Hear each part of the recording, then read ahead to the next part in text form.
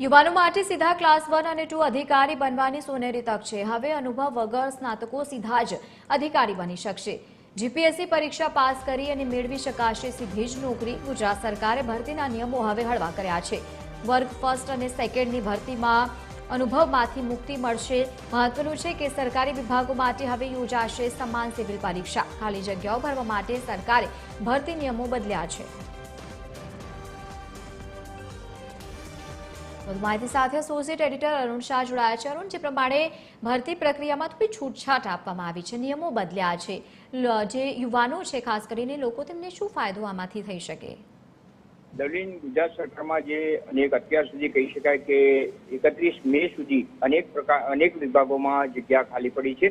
ખાસ કરીને વર્ગ 1 અને વર્ગ 2 આ જગ્યાઓ વધુ પડતી ખાલી પડી છે અને પરિણામે વહીવટને અસર થઈ શકે એ પ્રમાણેની પરિસ્થિતિ સર્જાઈ છે। જેના સંદર્ભમાં ગુજરાત સરકારના મુખ્યમંત્રી ભૂપેન્દ્ર પટેલે એક સૌથી મહત્વનો નિર્ણય લીધો છે। આના નિયમોમાં કેટલીક છૂટછાટો જાહેર કરવામાં આવી છે। સૌપ્રથમ વાત કરીએ જો વર્ગ 1 અને 2 ની, તો વર્ગ 1 અને 2 માં જે અત્યારે ભરતી કરવામાં આવી છે, સ્નાતક ઉમેદવારો અને પ્લસ તેઓને 5 વર્ષનો વર્ગ 1 માં અનુભવ અને વર્ગ 2 માં 3 વર્ષનો અનુભવ હોય તેવી વ્યક્તિઓની નિયુક્તિ કરવામાં આવે છે। પરંતુ હાલના તબક્કે કહી શકાય કે હવે તેમાં નિયમમાં છૂટછાટ મૂકીને ખાસ કરીને સીધી ભરતી એટલે કે સ્નાતક થઈ જાઓ કે તરત જ તમે જીપીએસસી પરીક્ષા આપવાની રહેશે અને જીપીએસસીમાં તમે ઉત્તીર્ણ થઈ જાઓ તો અનુભવની કોઈ જરૂર રહેશે નહીં। એટલે વર્ગ 1 અને વર્ગ 2 માં સીધી ભરતી કરવાનો અભિગમ સરકાર દ્વારા અપનાવવામાં આવે છે। પરિણામે વધુ લોકોની ભરતી એટલું જ નહીં પરંતુ વહીવટમાં પણ જલ્દી પારદર્શકતા આવે તે પ્રમાણેનો અભિગમ રાજ્ય સરકાર દ્વારા અપનાવવામાં આવશે।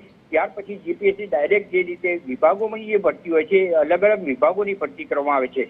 દાખલા તરીકે જોઈએ તો નાણાં વિભાગ છે, આરોગ્ય વિભાગ છે, જેવા વિભાગ, શિક્ષણ વિભાગ છે, અલગ અલગ વિભાગોની સ્પર્ધાત્મક પરીક્ષા પણ અલગ અલગ લેવામાં આવે છે। તેના સ્થાને હવે જલ્દીથી ભરતી કરવાના ઉદ્દેશથી તમામ વિભાગોની પરીક્ષા એક સાથે એટલે કે સ્પર્ધાત્મક પરીક્ષામાંથી સ્પર્ધાત્મક પરીક્ષા જે લેવાય છે એ સ્પર્ધાત્મક પરીક્ષા દરેક વિભાગની એક સાથે લેવામાં આવે તે પ્રમાણેનો અભિગમ પણ સરકાર દ્વારા અપનાવવામાં આવ્યો છે। પરિણામે નાણાકીય તિજોરીને પણ ફાયદો થશે।